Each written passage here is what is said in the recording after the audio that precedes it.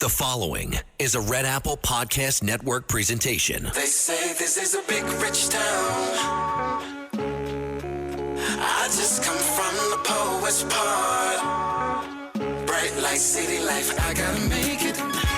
Welcome to Dominic Carter's podcast. This is Dominic Carter's City Hall. Now, here's Dominic Carter. Red Apple Podcast Talk Radio 77 WABC. You can listen to me, Dominic Carter, weekday afternoons, 3 to 4 p.m. Eastern Standard Time. Then back again live weeknights at midnight until 1 a.m. And on Sundays, 11 p.m. until 1 a.m. Caught on video.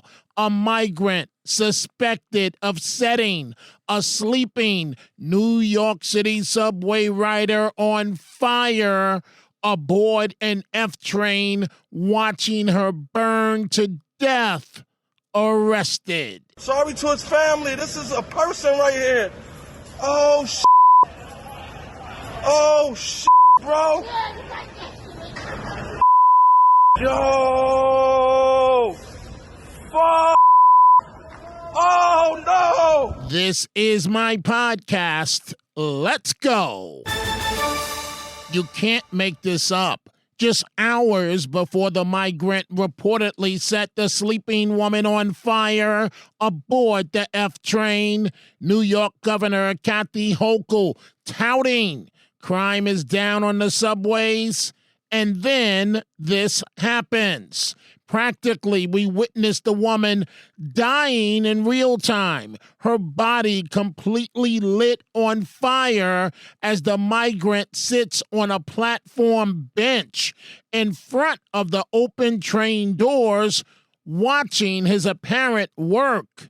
We must have law and order. Without it, the broken windows theory starts, leading to this: a woman set on fire.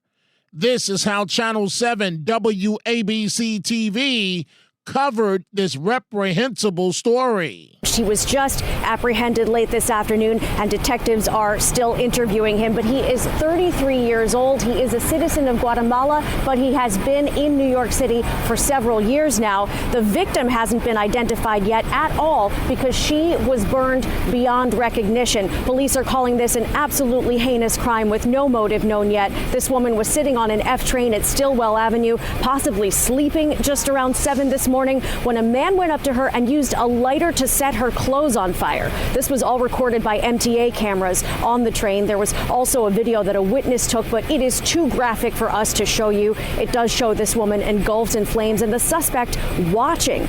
Now, she died at the scene, and police didn't know that the person watching was their suspect until they reviewed the video. By then, he was gone, but they quickly got a good photo of the man they were looking for, and they put it out there.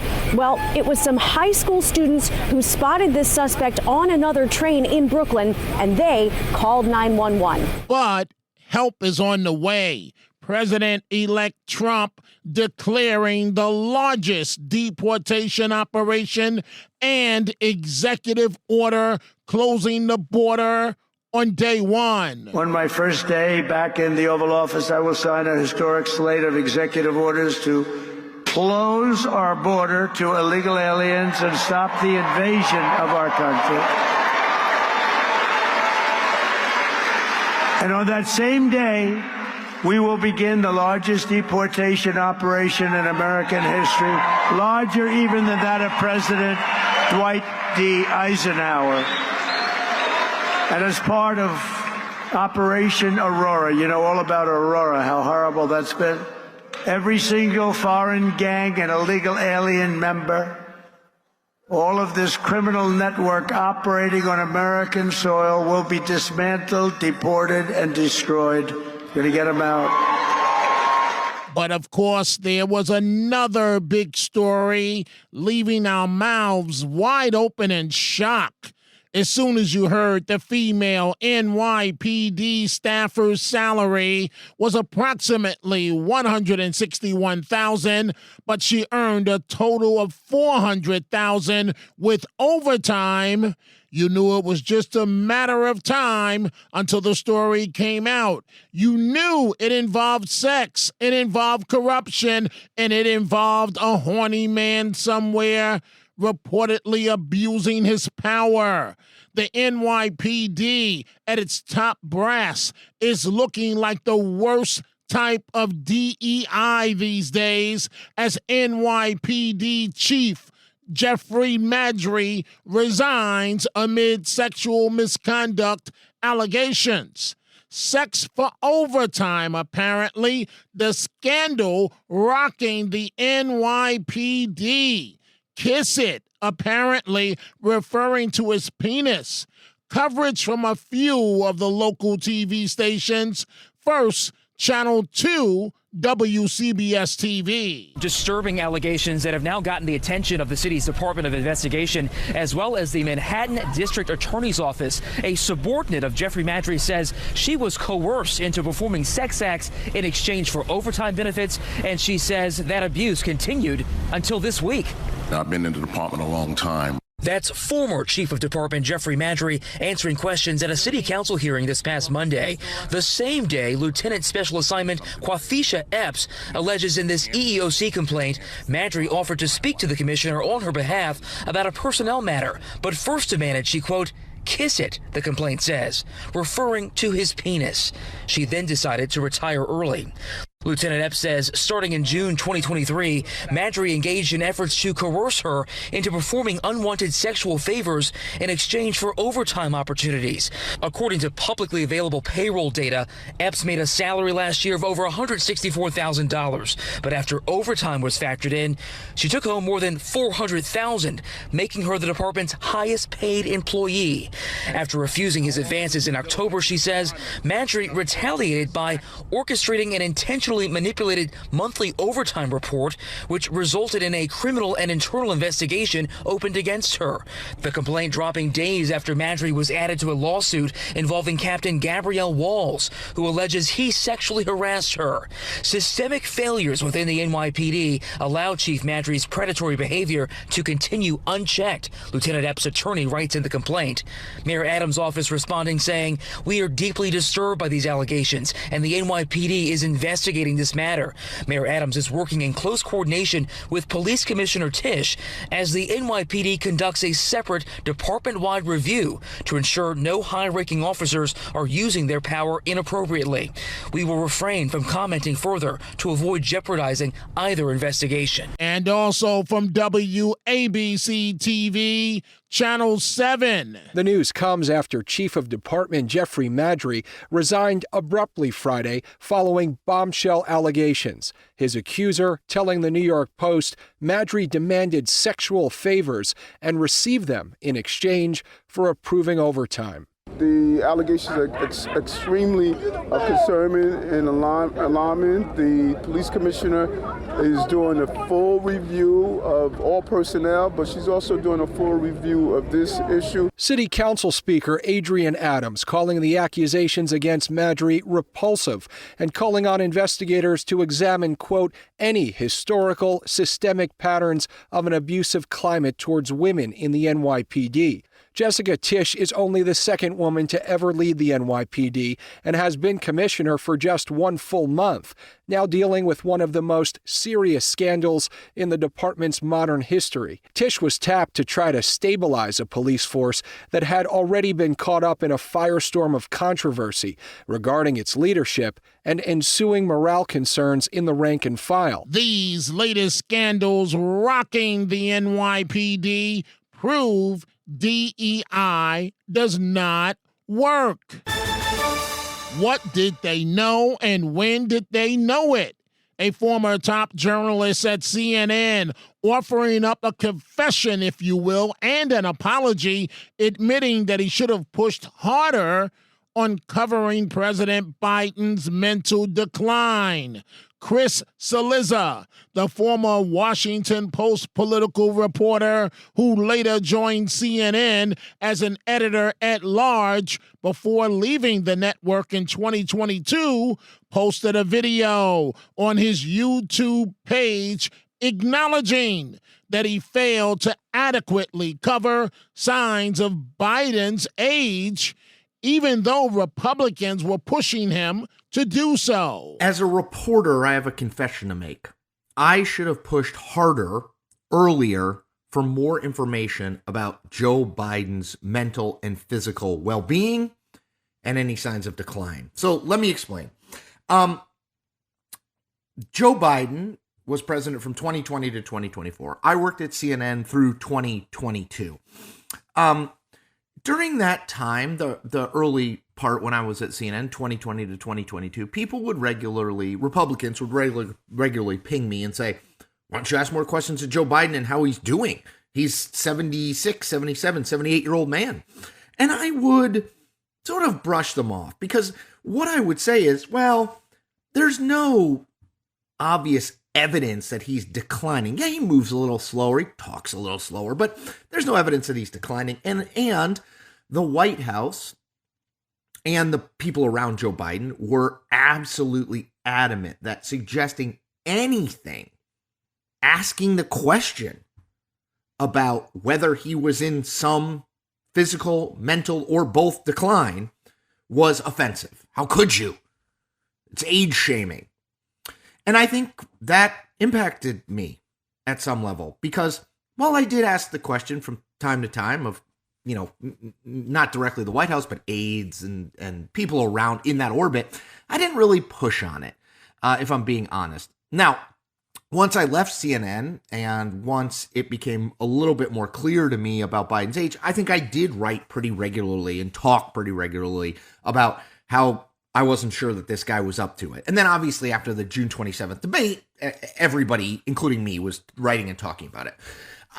The reason that I bring this up is in the last 48 hours, there have been two stories, one by the New York Times and one by the Wall Street Journal that document the decline of Joe Biden and how we probably should have known then and reported then what we know now. Journalist Chris Cillizza, a guy I have done a few CNN appearances together with, a former top journalist at CNN, as he offers up a confession and an apology, admitting that he should have pushed harder on covering President Biden's mental decline. Meanwhile, with President-elect Trump about to take office, each political party still pointing fingers at the other. But remember, Trump won big with a mandate.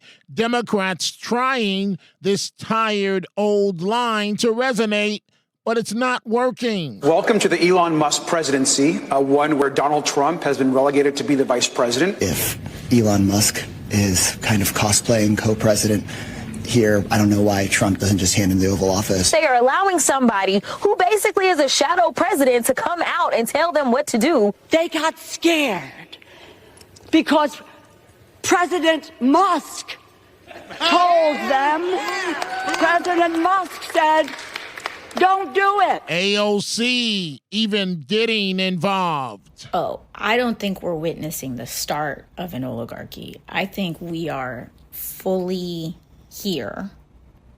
You literally have a completely unelected billionaire who has just taken over and paused government funding to specifically take out provisions regarding China and other areas that pertain to him. You have billionaires who run news outlets like Jeff Bezos and the Washington Post, billionaires that run the LA Times, completely interjecting into their editorial boards and manipulating what's being written in them. We're here. We are here. And we are going to witness very unprecedented moments come January. Come on, AOC. Do you even know what you're talking about? Continue with your point. Elon Musk, I believe, does create problems for Trump. And I've been seeing over the course of the last week that when Elon tweets something and when Trump tweets something, Republicans don't know. I've said this earlier. Republicans don't know who their daddy is. Like, they don't know which one they need to be listening to first, and it's scrambling them. But it's not a joke that I think Elon poses real political problems for Trump and arguably may have at least rival his power and influence. And that's going to be a problem for Trump.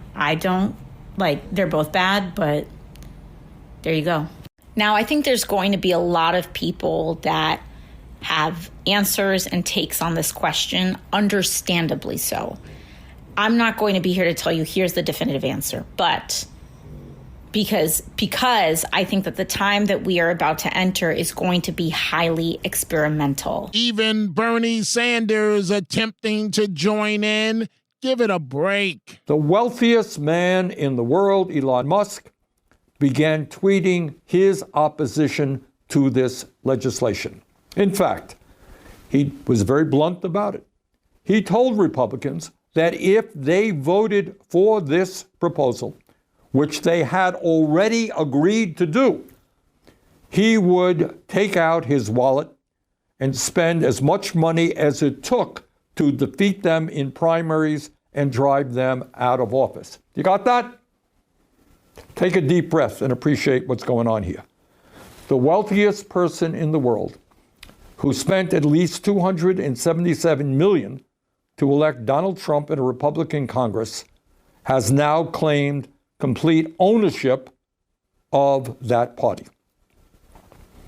And what he is saying is, hey, Republicans, forget your constituents, forget your constitutional responsibilities. If you don't do what I, Elon Musk, want you to do, you're out of office.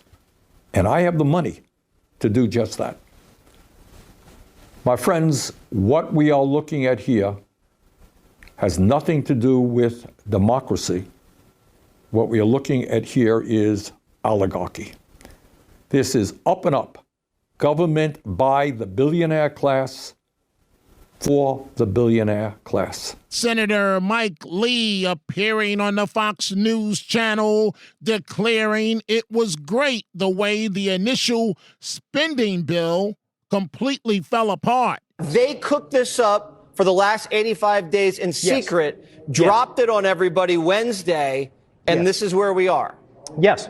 And it has failed. It's failed miserably because the American people are awake. They have access to X. They have access to Water's World. They have access to information and to apps that will help them quickly digest this information. This does not work. It's an historic moment. It's fallen apart. And as a result, somebody's going to have to lose their job over this. I don't think the speaker is going to remain in power. That's my prediction. I'm not in the House.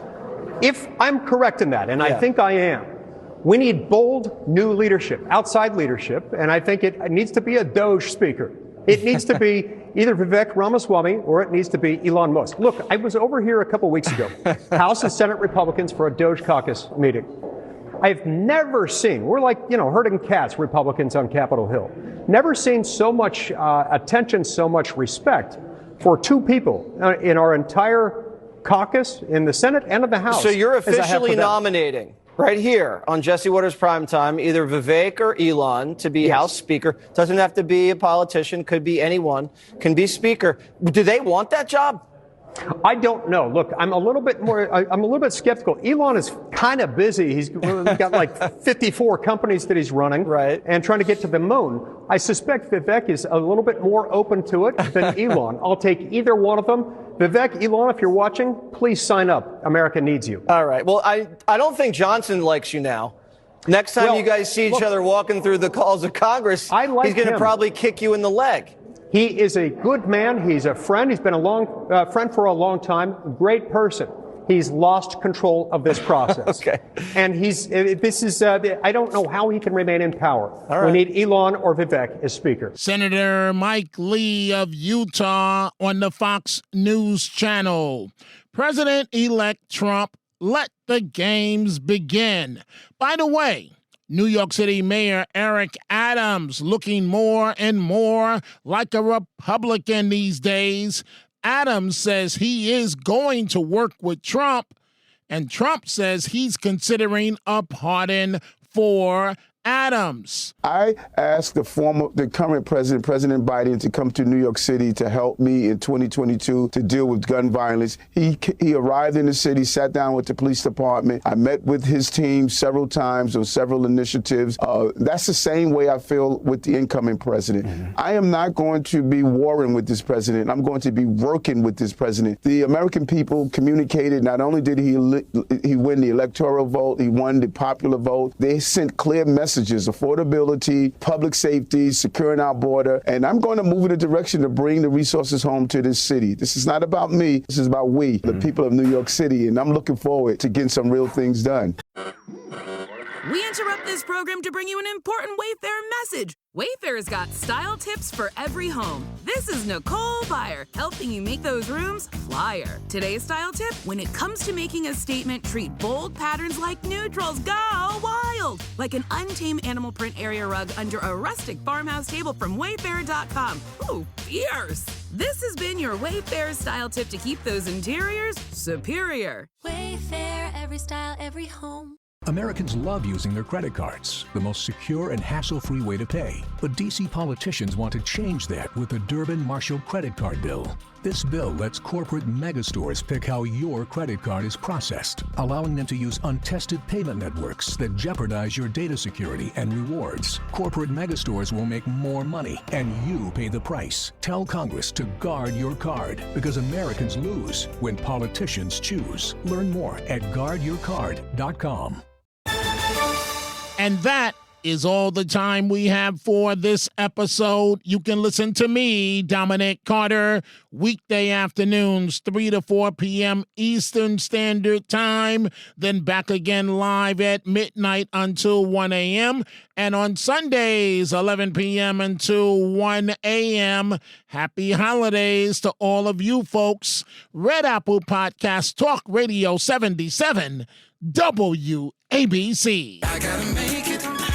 Dominic Carter Socials on Twitter at Dominic TV and Facebook and Instagram. Dominic Carter TV. Email at dominic.carter@wabcradio.com. Until the next episode, be well. And as Dominic always says, stay positive. The glass is always half full, never half empty. Dominic Carter City Hall.